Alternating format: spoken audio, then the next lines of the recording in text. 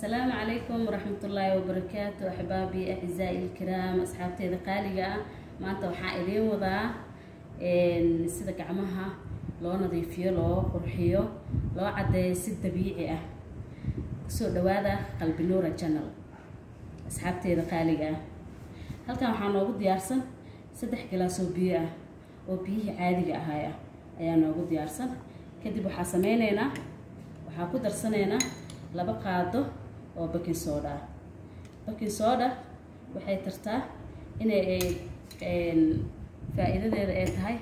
inay gacmaha ka qaado ama jirka oo dhan loo adeegsado inay ka qaado qolofta halkan waxaa noogu diyaarsan jabliina ku darsanaynaa jabliin dhanaana ayaa ku dareynaa jabliin dhanaana ku darnay kadib waxaa ku sii dareynaa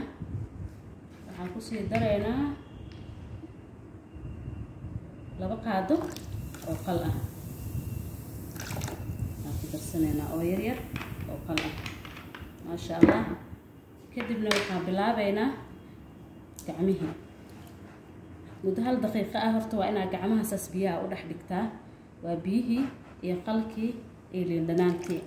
kadib waxaa laga rabaa muddo 1 daqiiqo camal ah inaa gacmaha saas inaa ugu masaajisid oo ugu dhaqdid ugu nadiifisid ma sha Allah aad u qurux badan yahay markaas gacmaha aad u qurux badnaanaya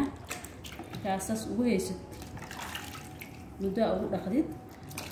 jirka oo dhan hataa ku dhaqan kartaa laakiin anaga hadartaan gacmaha kaliya hadartaan rabnaa inaan ku sameeyno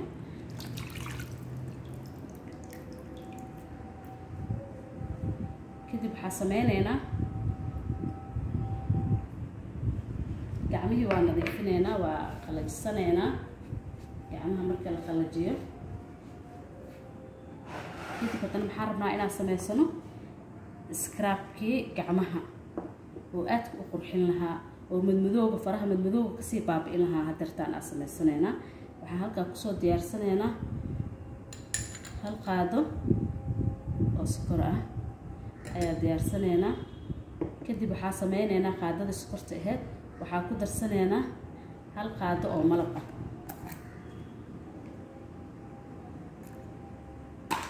waxaan ku darsanaynaa 1 qaado oo malab ah ayaa ku darsanaynaa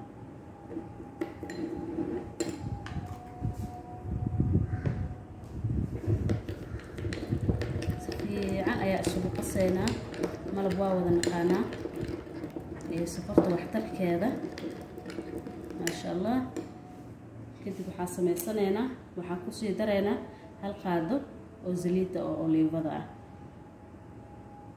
scrubkan waa scrub fudud oo qof walba gurigiisa uu ka heli karo uu ku sameysan karo uguna maarmi karo waxyaabaha kiimikaalka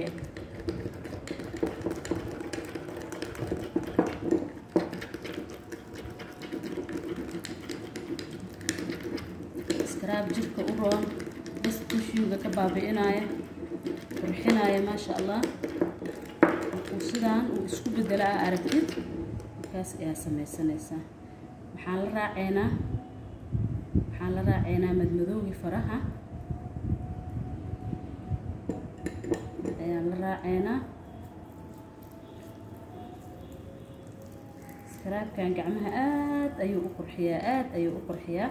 faa'iidadiisa aad ayay u badan tahay ma sha Allah laakiin waxaan u jeednaa labada gacan inay difference inay yihiin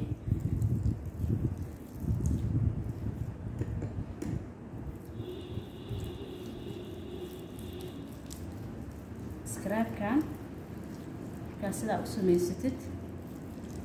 wuxuu kaa saacidaya ilaa waxaa la rabaa muddo 10 daqiiqo ah inaad saas jirka ugu wadid gacmaha lugaha meel walbaa la marsan karaa body scrub oo aad u fiican waa inkastoo laakiin gacmaha simbiri ee qoraxda ee ku dhacdo oo ay sida jirka kale aysan ahayn jirka kale waxaa uu dabooleeyahay laakiin gacmaha simbiri waxaa ku dhacdo qoraxda iyo dabeesha asxaabteeda qaaliga ah ma sha Allah maanta scrubkeena inta ayuu noogu yahay inta kadib waxaa isaga dhaqan kartaa biyo caadi ah iskaga dhaqaysaa kadib natiijada adaa ka sugaya insha Allah salaamantihiin asxaabta qaaliga igu caawiya subscribe share like comment kulli igu caawiya insha Allah aad ayaa idin jeclahay. Assalaamu calaykum.